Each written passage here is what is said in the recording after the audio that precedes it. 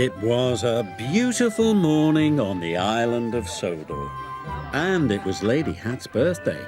She was having a special party. There were cakes and balloons and even a merry-go-round. Wow, don't we have a lot to cover in the beginning of this?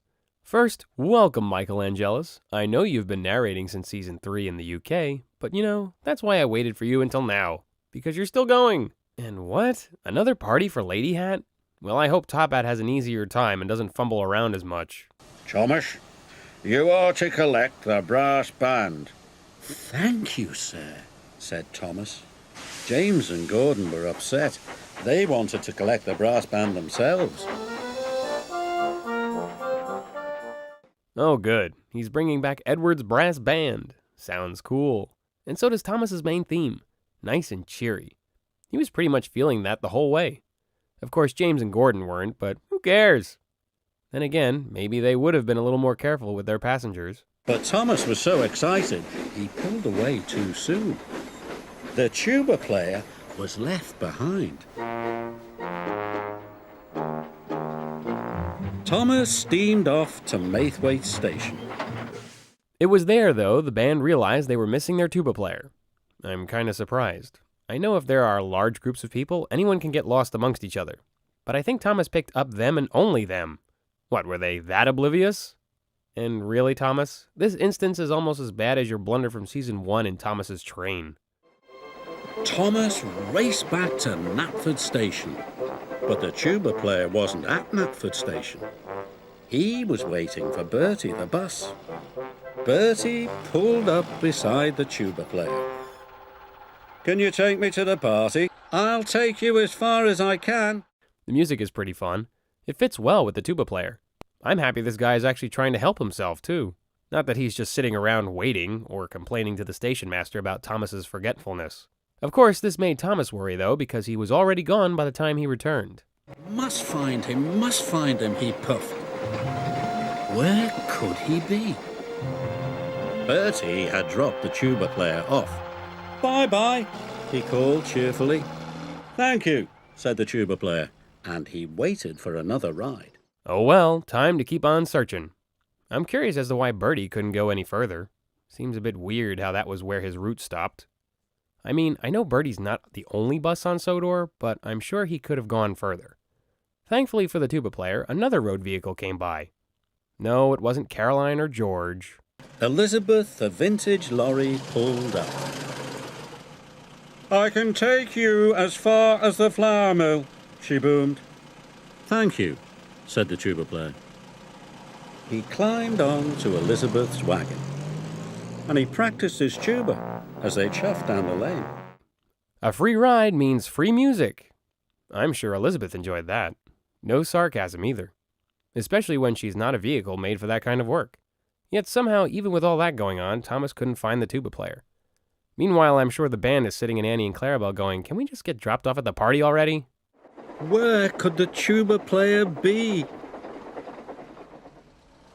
Elizabeth took the tuba player all the way to the mill.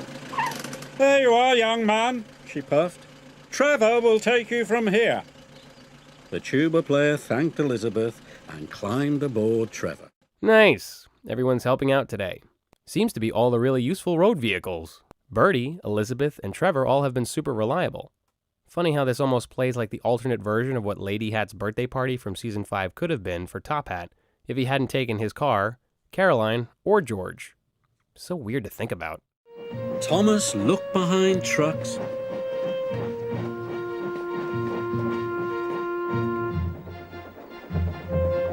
and called into carriages. He raced along the main line, tooting all the way. And it seemed like every time the tuba player was about to cross paths with him, Thomas was already out of sight. It's odd because it feels like these two are running loops around each other more than just getting to their destination. This could have all been solved if they all just met up at the party together.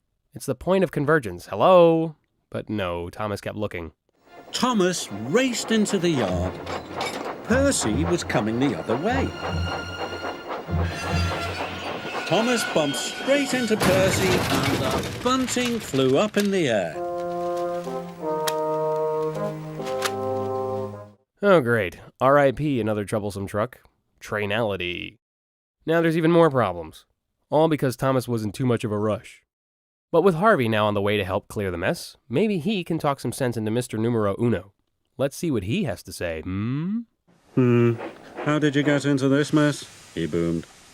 I was looking for the tuba player, moaned Thomas.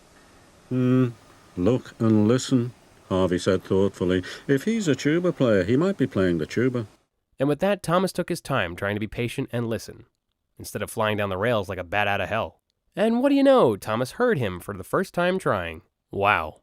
Talk about your exceptional timing. Trevor was chugging down the lane. He was enjoying the tuba player's music.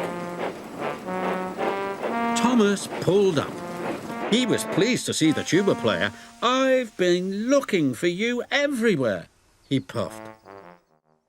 Gee, I don't know where Harvey got his intel from, but he's on the ball today. You know, I'm beginning to think this tuba player really didn't care whenever he got there. Because he just rolls with things. I mean, Trevor's moving at how fast a pace? Whatever. And like most timely stories, Thomas arrived at the party. Just in time. The band played beautifully. Lady Hatt was very happy. It was the best birthday party ever. Looks like it. This was an episode that felt like it took inspiration from a couple different seasons, as I had called out before. It was like a mix between Thomas's train of season 1 and Lady Hatt's birthday party from season 5, if all occurrences didn't go wrong. I mean, I would not even be surprised if the base model for the tuba player was a Top Hat figurine. It was cute because of how nonchalant the tuba player was after Thomas left him behind, especially the way Michael Angelis narrated the characters. Thomas, the tuba player, Elizabeth, and Harvey all sounded good, so no issues there. The main music heard was Thomas's theme at the start, and tunes played by the tuba player later. There was another cue for Thomas's searching scenes, but it didn't really stand out. For locations, though, we definitely got some revisits in familiar areas.